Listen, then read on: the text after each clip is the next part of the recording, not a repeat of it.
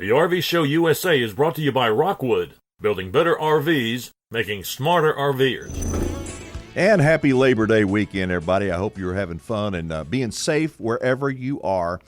I'm going to bounce all over the place in this opening segment. Yes, I am, so please bear with me. First off, with this being the last long camping holiday weekend of the summer, many listeners are looking at storing their RVs soon. But I have a suggestion for you that you might want to consider.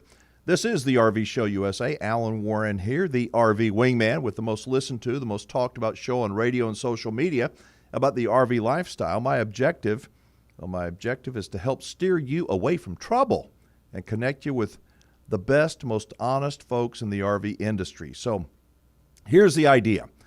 And for many, I think it's a good one. The market for used RVs has never been hotter than it is right now. Used RVs are bringing more money than ever before. But how long is this going to last? The truth is, nobody knows. So if you're considering getting a new RV, or you think that next spring you might be thinking about getting a new RV, selling your RV right now, well, it could save you a ton of money, and you can use that money on the next one. To visit with us about selling used RVs, we're going to have the president of the nation's largest consignment RV dealer on with us at the bottom of the hour to talk about the current market conditions, as well as things that you may find helpful if you are looking or considering selling your RV. Plus, we're going to continue to discuss RV warranties with the man who oversees the warranty claims at Rockwood Flagstaff, with some info that you will find useful if you're ever involved in a warranty claim situation. But first, I have a question about RVs. Actually, if you have a question about RVs, any kind of question, we'd like to invite you to call in, leave it on our 24-hour voicemail, and we'll do our very best to get it to the experts and get you an answer. Like I said, from some of the smartest, most knowledgeable people in the RV business, whether it's a question about buying or selling a particular RV, maintenance questions, almost anything RV related, we will try and help. I'll give you that number after this week's question from a listener, and the answer, the topic is about RV tire pressure. Hi, Alan. This is my name's Flint Firestone, and I've got a question. I know some time ago you had a gentleman on there about, I guess he was Mr. Tire, knew all about tires and what have you. Well, my question is, I have a tire monitor system, and when I leave, we left Iowa, my tires are rated for 80 pounds, and I put 80 pounds of air in them. But the temperatures up there were around 70 to 80 degrees ambient air temperature. I'm in Phoenix right now, and it's 110 to 115 degrees.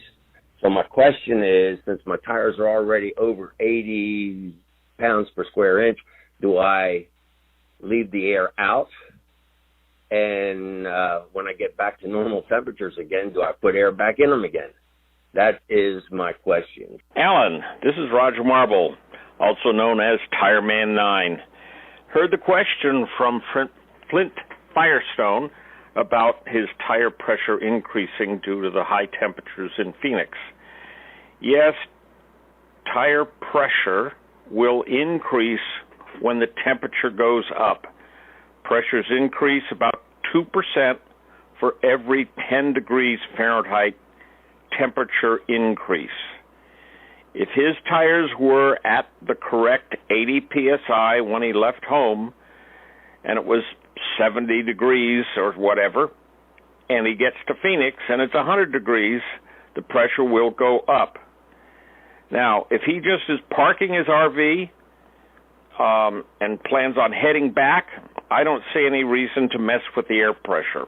It's going to start out high, but they won't heat up as much, and the pressure will not go up. It'll go down as the temperature goes down.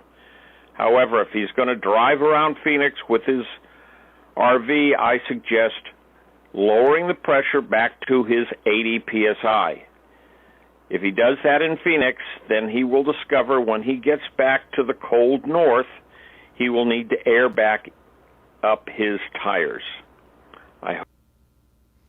Tire pressure is so critically important, and unfortunately, I think that it's one of those things that most RVers, we just take it for granted. A good tire pressure monitoring system, like Flint was saying, I believe it should be mandatory, required for all RVers, again, in my opinion.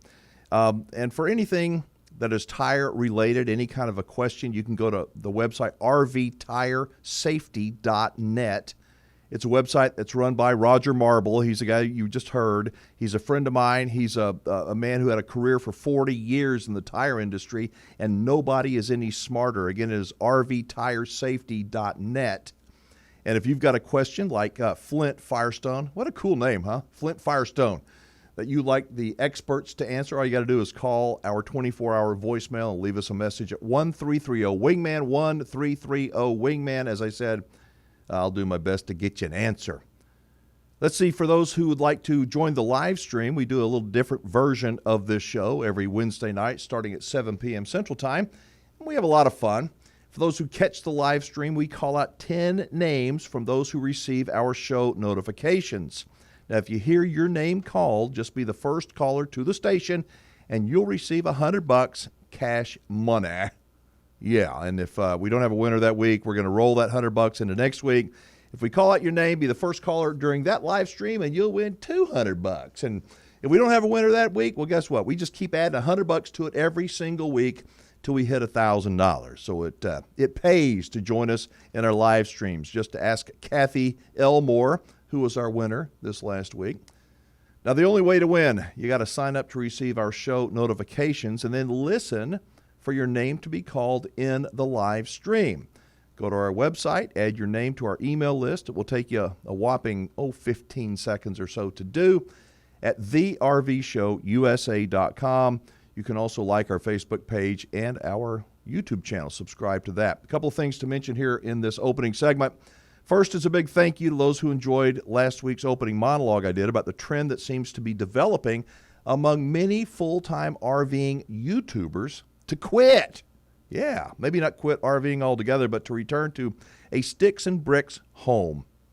If you did not catch that monologue, you can find it on our YouTube channel. It's called We Quit.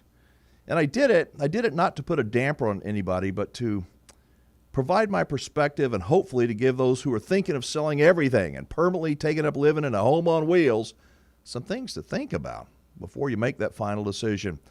There's a lot to think about that if you go full-time, you will realize things that you probably didn't even consider when you were making all those plans. So anyway, thank you for your nice comments. Again, it's called We Quit, Why Are Full-Time RVers Giving Up? It's on our YouTube channel. Along those same lines, here's a little bit of advice for not just newbie RVers, but for, I think, all RVers for you to think about. May be helpful. This can help when you are buying an RV, when you're making a campground reservation, or, I don't know, at the doctor's office, at a restaurant. Before you make your final decision, before you leave, ask a question. It's kind of a version of this question. What am I going to wish that I would have known or thought about when I buy this RV, or when I get to campsite number 32, or when I order this meal, or whatever? What am I going to wish I would have known? I wish I would have thought about. It's kind of funny. Most of the time I think that when I ask somebody like that, it's like stops them for a second. It's like, wow, nobody's ever asked me that kind of thing. I think that we're all pretty much on autopilot, even in our jobs, and most of the time I guess it's okay. But I found that when I stop and ask a version of that question, what am I going to wish I knew? What am I going to wish I thought about? What am I going to realize when? And then fill in the blank. People get off autopilot, and they'll give you their honest opinion. And isn't that what we all want? I know I do. If the person in the campground's office is honest, and we want them to be honest, well, he'll tell you. She'll tell you, right? If the site's not level, or it's near the garbage bins, or it's noisy, I mean, wouldn't you like to know before you got there? You're going to find out anyway, right? When you're buying an RV, ask the question, in a year or two, what are you going to wish that you would have realized about this RV? An honest salesman will tell you, or at least give you something to think about. And that's what I want you to do. I want you to slow down, relax, and think. Buying an RV is one of the most exciting things that you can do, but when the emotion overcomes the logic, you can make lots of mistakes. So ask a lot of questions, do a lot of listening, listen to this show, listen to the experts. There's a lot of resources available on the internet, and we're going to steer you to all the good ones that we can find, steer you away from the bad ones. I'm Alan Warren, the RV Wingman, back with more right after this.